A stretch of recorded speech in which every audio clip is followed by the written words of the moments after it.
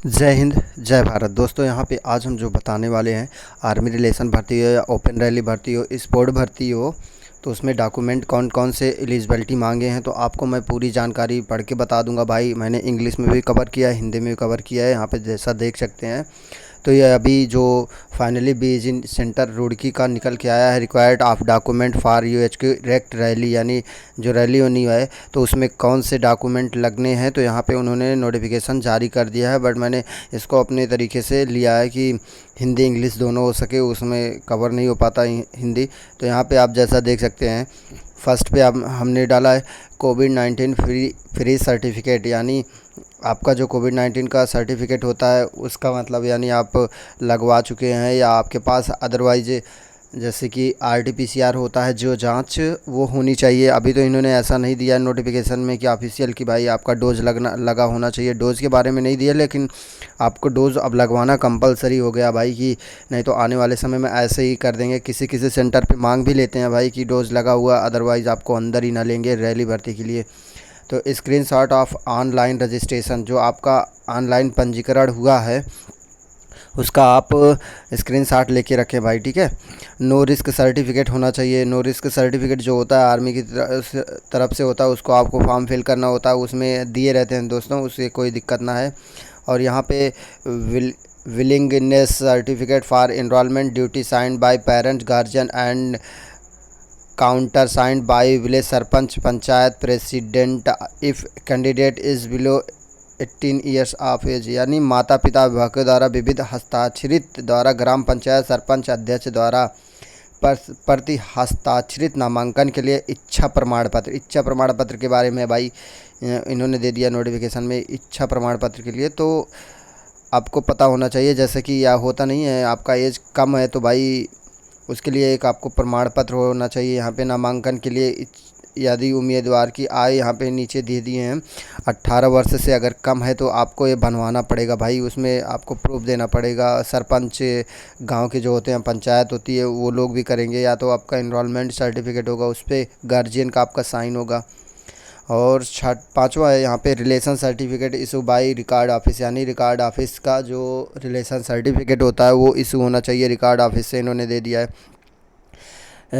Education qualification, यानी शिक्षा प्रमाण पत्र, आधार कार्ड होना चाहिए भैया आपका। और यहाँ पे कहीं ना कहीं आपका पैन कार्ड भी कंपलसरी कर देते हैं, यानी एक नॉलेज के लिए, जैसे कि आपका जानकारी के लिए वो पैन कार्ड भी मांग लेते हैं कभी कभी, तो वो भी लेते जाना दोस्तों। वहाँ पे सब कुछ डॉक्यूमेंट चेक होता है। और यहाँ पे नेटिविटी सर्टिफिकेट, यानी जन्म प्रमाण पत्र जो होता है, ये तो भाई कंपलसरी है, क्योंकि जन्म प्रमाण पत्र के आधार पे ही बहुत ये सब चेक होता है, क्योंकि इससे बहुत ज़्यादा ही धांधली होती है ना जन्म प्रमाण पत्र और क्या कहते हैं रिज़ल्ट के अबाउट में। तो उसके लिए जन्म प्रमाण पत्र ये लोग कंपलसरी कर दिए हैं भाई। यहाँ पे इन्होंने दे दिया साफ नोटिफिकेशन में। कास्ट सर्टिफिकेट, यानी जाति प्रमाण पत्र आपका होना चाहिए। एनसीसी सर्टिफिकेट इफ़ एनी, यानी अगर आपके पास स्पोर्ट या एनसीसी सर्टिफिकेट है तो आप वहाँ पे ले जा सकते हैं स्पोर्ट सर्टिफिकेट भी, ठीक है। जैसे कि अगर स्पोर्ट का इवेंट है तो आप स्पोर्ट सर्टिफिकेट लगा सकते हैं, अदरवाइज़ कोई बात ही ना है। और अनमैरिड सर्टिफिकेट, यानी अविवाहित प्रमाण पत्र, यानी जो ग्राम पंचायत सरपंच से बनता ना है, प्रधान से, वो बनवा के ले जाना है। और सरपंच करेक्टर सर्टिफिकेट, यानी सरपंच द्वारा चरित्र प्रमाण पत्र, यानी जो गांव का प्रधान होता है उससे बनता है, ठीक है। और पुलिस वेरिफिकेशन, ये जो पुलिस अधीक्षक यानी एसपी द्वारा बनता है, ये जारी होता है, 2-3 दिन लग जाते हैं भाई ये लोग इसको वेरिफिकेशन करने में। तो 1 हफ्ते के अंदर ये आपका पुलिस सत्यापन पत्र मिलता है, यानी आपके पास आपके ऊपर कोई केस तो ना चल रहा है, उसके अबाउट में ये होता है पुलिस वेरिफिकेशन, ठीक है। और फैमिली डिटेल, परिवार का विवरण जो होता है, जैसे कि आपका सारी फैमिली के विवरण, यानी आपका पूरी फ़ोटो लगी रहती है, उसमें सारा इंक्लूडेड होता है, आपकी जानकारियाँ पूरी लिखी होती हैं, तो वो परिवार का फैमिली डिटेल उसे बोलते हैं।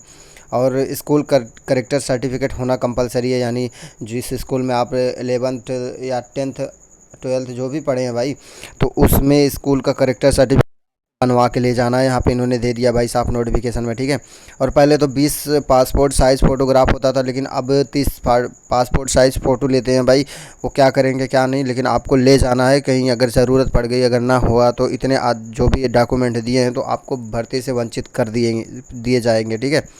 और नोट और ओरिजिनल कॉपी ले जाना और सब की दो दो ज़ेरॉक्स कॉपी ले जाना, ठीक है। सारे डॉक्यूमेंट जो मैंने बताए हैं आप अलग कर लेना, एक इसका फ़ाइल बना लेना ओरिजिनल का, और उसके एक पेज के दो दो ज़ेरॉक्स आपको निकालने हैं। जैसे कि रिज़ल्ट का एक एक है 10वीं का, तो दो उसका कॉपी निकलवा लेना, ऐसे ही मतलब एग्ज़ाम्पल के तौर पे।